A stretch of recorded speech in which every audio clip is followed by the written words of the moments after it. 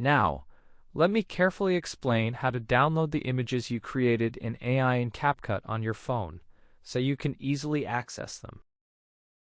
Now, let's open CapCut on your phone for the very first time. As you can see here, this app offers a user-friendly interface to create amazing videos effortlessly. Now, let's move to the AI section, where you created your stunning AI images. For example, take a look at this one you generated earlier. It's impressive. Your AI image was generated after you clicked the Create button. Once created, it is always saved automatically, ensuring you can access it anytime in your gallery, as you can see here. After every generation, your image automatically transfers to your gallery, where it is always securely saved. And that's all there is to it. Basically, you can do everything there because after generation, I'm not sure how it works for you, but for me, it might vary slightly.